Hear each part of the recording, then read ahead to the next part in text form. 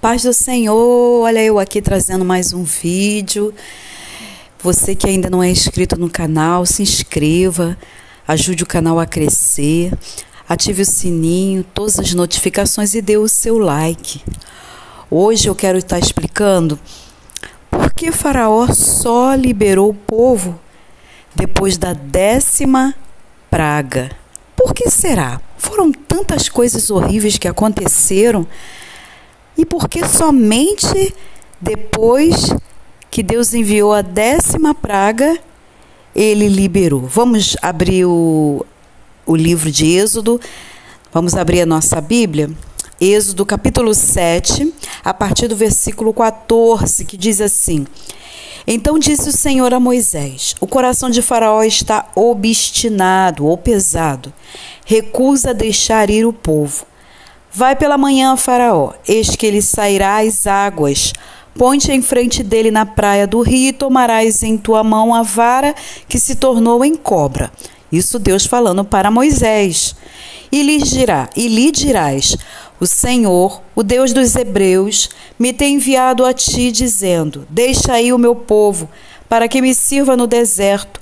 Porém, eis que até agora não tens ouvido. Assim diz o Senhor: Nisto saberás que eu sou o Senhor. Eis que eu, com esta vara que tenho em minha mão, ferirei as águas que estão no rio, e tornar-se-ão em sangue. E os peixes que estão no rio morrerão, e o rio cheirará mal, e os egípcios nausear-se-ão bebendo a água do rio. Então aqui é a ordem do Senhor a respeito das 10 pragas. Então vamos lá. Eu quero explicar sobre a última praga.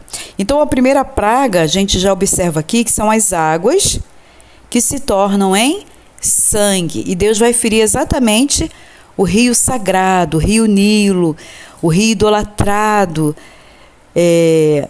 por toda aquela geração. E aí, depois dessa primeira praga, vem a segunda, que é a praga das rãs. Depois vem a terceira, que é a praga das moscas. Eu estou acompanhando a Bíblia aqui, tá? Vem a praga das moscas.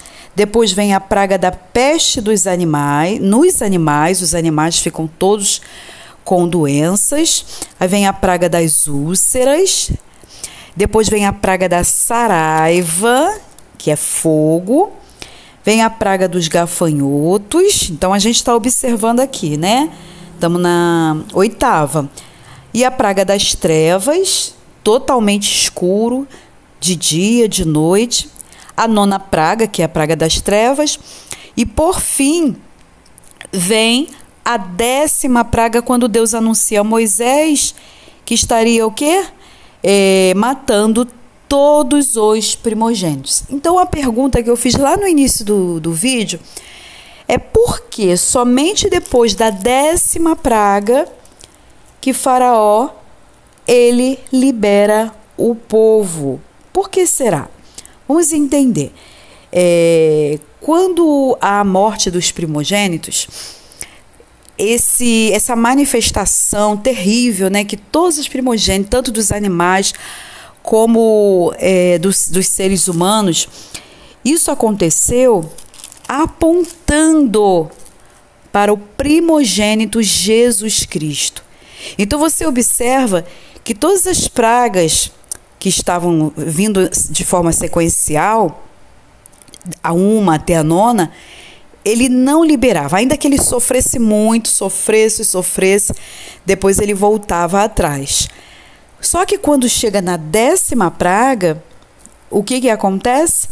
Eu quero achar aqui onde está, aqui a morte dos primogênitos, que está no capítulo 12 de Êxodo, no versículo 29, que diz assim: Aconteceu à meia-noite que o Senhor feriu todos os primogênitos na terra do Egito, desde o primogênito de Faraó, que se sentava em seu trono, até o primogênito do cativo que estava no cárcere, e todos os primogênitos dos animais. Aí a história, ela vai discorrendo, certo? quando chega no versículo 37, assim partiram os filhos de Israel de Ramessés para Sucote, coisa de 600 mil de pé, é a distância, somente de varões, sem contar os meninos. Então, a partir do versículo 37, você começa a observar a saída dos israelitas do Egito.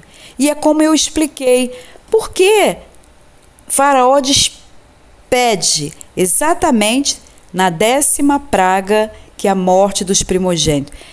Então a gente começa a observar aqui que a libertação do povo só foi possível com a morte dos primogênitos, apontando exatamente para a morte de Jesus Cristo. A libertação da humanidade, a libertação do homem, a libertação do pecador só é possível através da morte de Jesus Cristo, que já aconteceu. Então o Salvador, ele já se entregou, ele já morreu, a humanidade já recebeu um Salvador, ou melhor, tem um Salvador, porém ainda não recebeu como Senhor na sua vida. Jesus não vai fazer mais nada para salvar a humanidade que precisa reconhecê-lo, que é o primogênito que morreu por cada um de nós. E a morte desse primogênito foi o quê? Única e eficaz, como a carta aos Hebreus diz, é um sacrifício único, eficiente.